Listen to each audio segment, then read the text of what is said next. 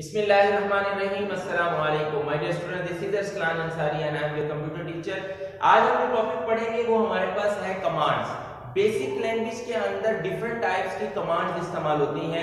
हमने last lecture में जितनी भी रूल्स पढ़े या स्ट्रक्चर ऑफ प्रोग्राम पढ़े कि किस किस तरीके से हम बेसिक के अंदर अपने प्रोग्राम को लिखते हैं, तो अब वो जो हम प्रोग्राम को लिखते हैं उसके अंदर नंबर लाइंस के अंदर लाइन नंबर हमने पढ़ा था, लाइन नंबर के अंदर जो भी कोड लिखा जाता है वो बेसिकली कमांड्स होती हैं डिफरेंट टाइप्स की। अब उसके अंदर कोड भी लिखा जाता है, कमांड्स भी लिखी जाती हैं। सबसे पहले हम ये देखते हैं कि कमांड्स क्या होती हैं। तो कमांड्स आर द कीवर्ड्स।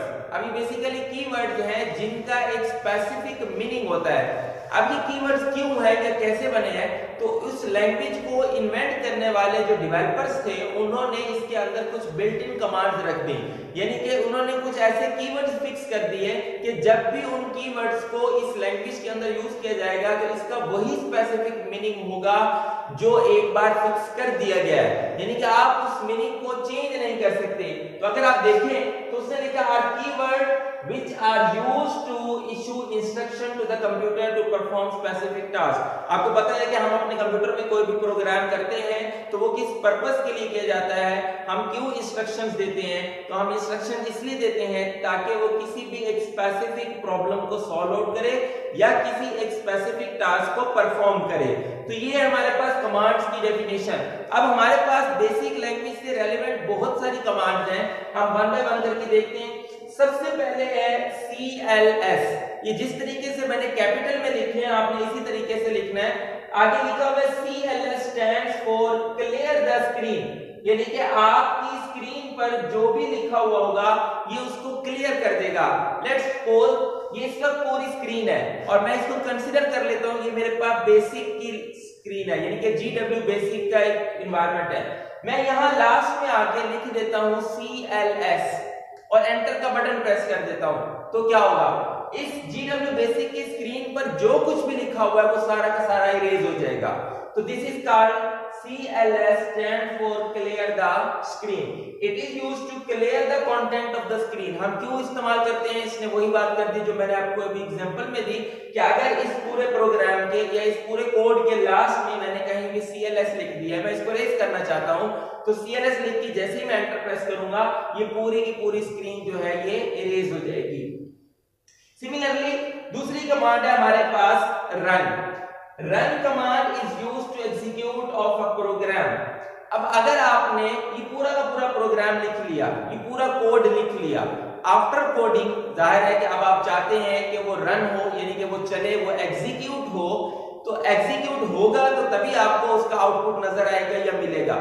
तो अगर आप इस कंटेंट को या इन कोड को या इन इंस्ट्रक्शंस को एग्जीक्यूट करने चाहते हैं तो फॉर एग्जीक्यूशन आप क्या करेंगे, आप उस स्क्रीन पे जाके लिख देंगे रन।